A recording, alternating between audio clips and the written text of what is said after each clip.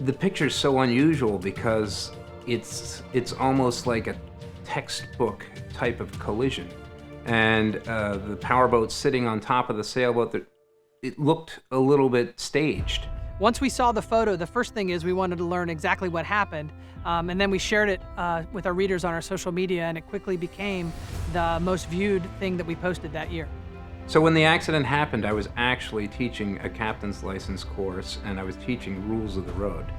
So I saw the picture at the end of the day when I came out of the classroom, and I was really relieved to hear that there were no injuries, and that was just really lucky. So we went out on the water and went about trying to recreate this accident. So your immediate gut reaction as a professional mariner and teaching collision avoidance, I can totally see how this happens because of something called constant bearing decreasing range. We started to kind of plot it out where we put in the latitude longitudes into our chart plotters. We started to get it on the maneuvering board. We kind of broke down what happened, and you can use anything on the boat, a stanchion, something on the boat that's fixed, and line it up on a vessel you're not sure about. And as long as that vessel's moving left or right of that fixed point in your boat, it should pass ahead of you or behind you. But if it stays right in line with that object on the boat, with that stanchion, then when it gets closer, you're on a collision course. We could see how this happened very clearly. So from the powerboat operator's perspective, what he would have seen was a sailboat off of his port bow. He would have seen a sailboat there, and probably from when it was way off in the distance, and it would have not moved from that place while they were approaching one another for some time. And after looking at the accident report, we see it was several minutes that they were approaching one another. And here's where it gets kind of cloudy, because I was brought up as a sailor, but became all things boater, right? So I lots of powerboats and lots of sailboats. Sailboaters are taught if you're sailing and you're in a small vessel, then you have right of way over powered vessels, meaning that they have to keep clear of you. As long as you don't turn into them, they have to keep clear of you. Except you have to do what you can to avoid a collision. So it doesn't make any difference if you're sailing. You have to avoid collision. He's supposed to stay out of your way. At the point that you realize that this boat to your right is not staying out of your way, you have to turn to avoid. We can see it in the report that the sailboat operator gave, and there's quotes that I think that were in the newspaper saying, I saw the other boat and I knew I had the right of way. And technically that's not correct.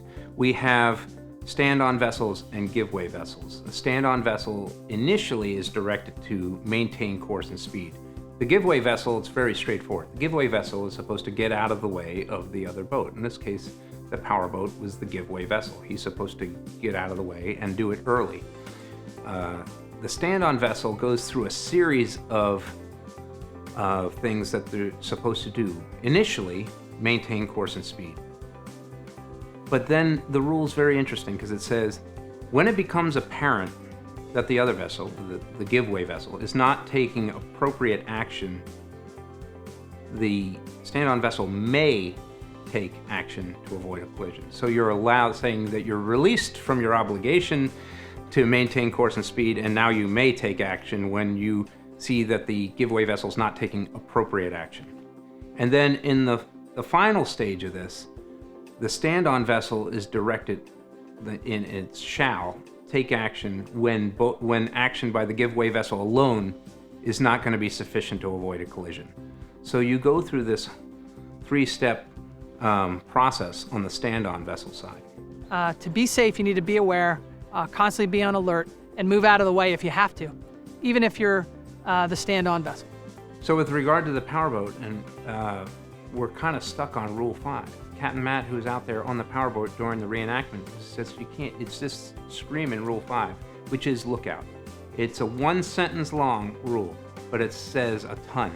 It says we're supposed to look out by sight and hearing and all available means at all times. You want to be very vigilant, but you got to avoid complacency, and you really want to be on the edge of your seat all the time out there, making sure that you see everything that's around you, making sure you're maintaining what we call situational awareness.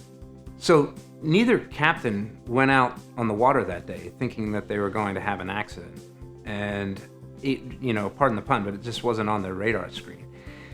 The thing is, we get so used to situations that we can have to guard against becoming complacent.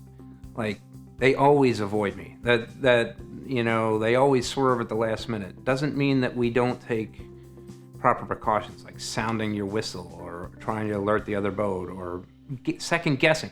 Does he really see me? Whether you're a commercial fisherman, whether you're a recreational sailboater, whether you're a recreational powerboater, whichever, we all have to follow the rules of the road.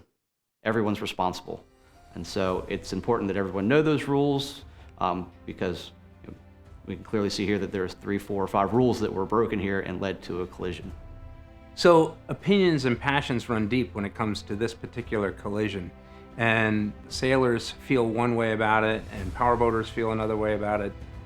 But we're not here to address those opinions. We went out and recreated this accident on the water. We're here to try to talk about how do we avoid these things in the future. Powerboaters and sailors are two distinctly different groups of people.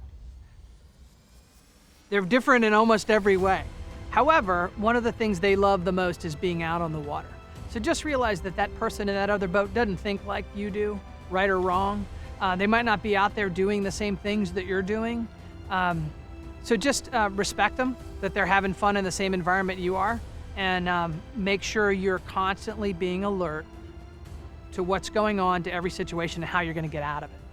So both boats could have taken actions to avoid this collision. In the case of the powerboat, it seems that he did not see the sailboat.